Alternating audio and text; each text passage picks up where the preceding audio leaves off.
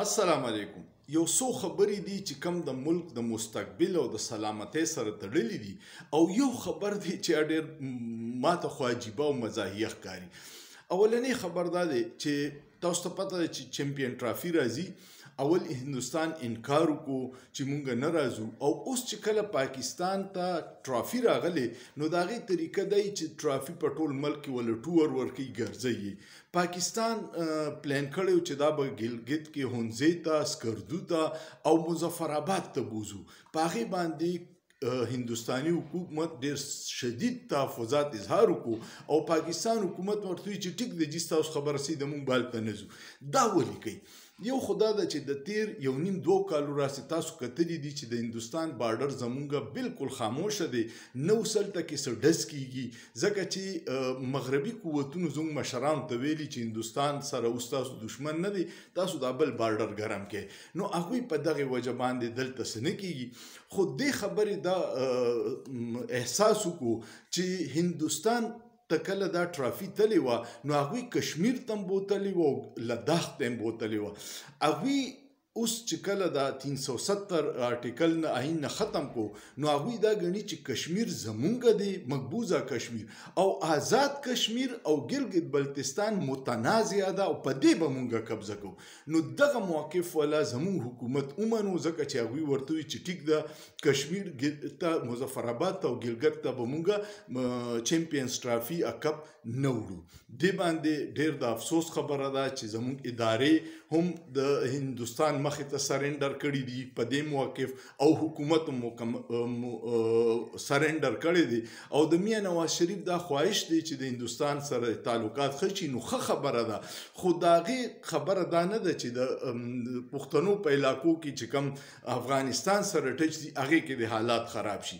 دویمه خبره دا ده چې پرون د تحریک انصاف مطالبو کې یو مطالبه دام راله چې د کروڑونو ډالرو بزنس زموږ د افغانستان سره نو هغه بارډر یې ټولې بندې کړې او چې د هندوستان بارډر بند دی نو هندوستان ته سوال مینت کوي چې موږ سره تجارت شروع کړي.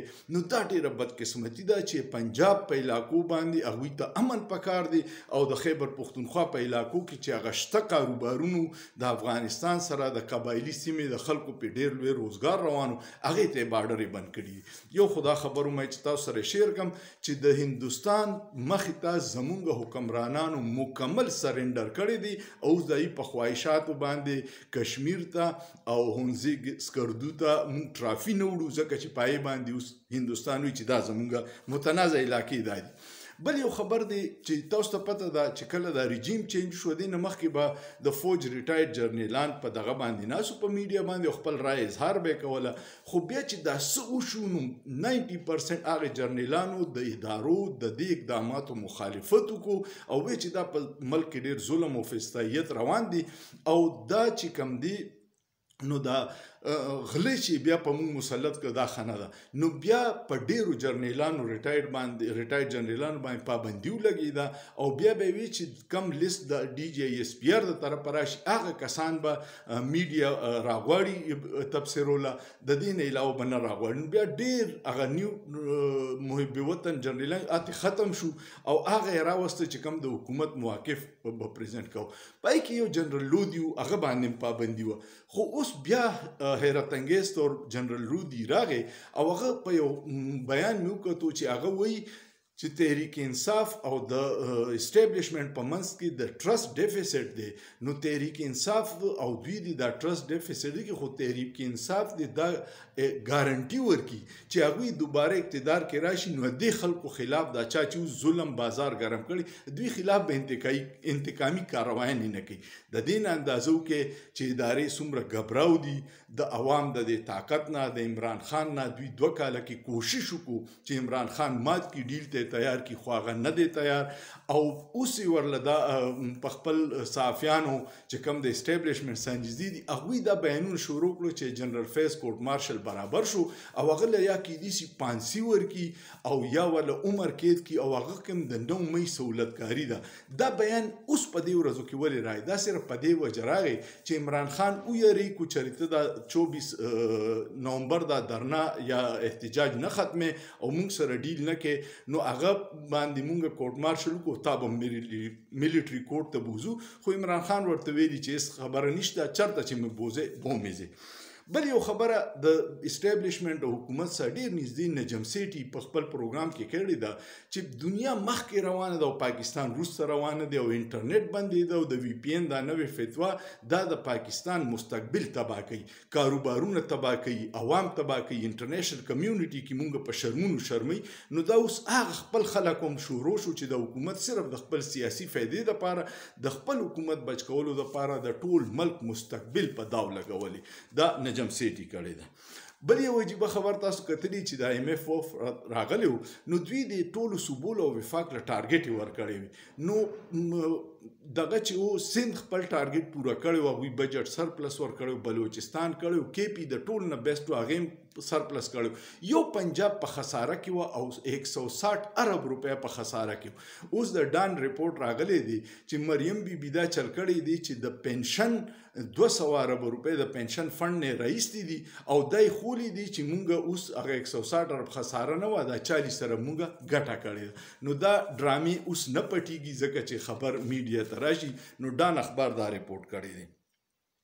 بل کیپټن صفدر چې دی د میا نواز شریف زوم دی د مریم بی بی وزیر اعلی پنجاب چې د هغې خاوند دی، هغه یو ویډیو کلیپ ډېر وایرل دی او هغه وایي چې دا څه چې وشو نو میا نواز شریف ته خو پکې ډېر څه میلاو شو، ورور یې وزیر اعظم شو او لور یې وزیر اعلی شوه او ما ته څه میلاو شو، ما ته خو نیک دا کوکا میلاو شوه. دا ویډیو کلیپ ډېر وایرل دی. نو یو کس چې د خپل زوم یا د خاوند خیال نشي ساتلی یا به د 25 کروڑ عوامو څه خیال وساتي. د ټول نه عجیبه او مزاحیه خبر دا دی پرون چې په میډیا و چې په ګوجرانواله کې یو سړي نیا مړه شوې ده او د هغې په سولېختۍ کې 1 کروڑ 25 لاک روپو روټۍ کړې ده او هر قسمه زبردست ډیشونه پکې د چیلی غوښه، روجې غوښه او ډېر ډیشونه او سویټ ډیشونه پکې او 12,000 کسانو خوړلې ده. او دا څوک دی؟ دا یو بیکاري دی، سوالګری دی. هغه د خپل نیا په مرګ په سولېختۍ کې د 1 کروڑ 20 لاک روپو نه سیوا خرچه کړې ده. خو دا د ولې وکړه؟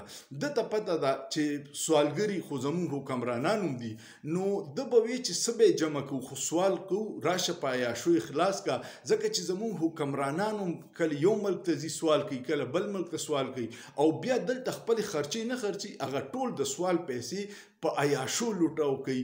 آی ایم ایف رپورټ دی چې سالانه 17 نه 18 ارب ډالر حکمرانان په سبسډیز، په مفت پټرول، مفت ګیس، مفت بجلی او په عیاشیانو په پروتوکول لګي.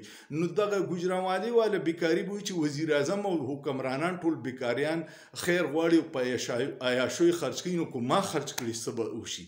ستاسو خیال دی؟ کو ویډیو مو خوښه شوه کمنټ وکړئ، لایک یې کړئ، شیر یې کړئ او سوچ به وکړئ. په سوچ کې څه ګناه نشته.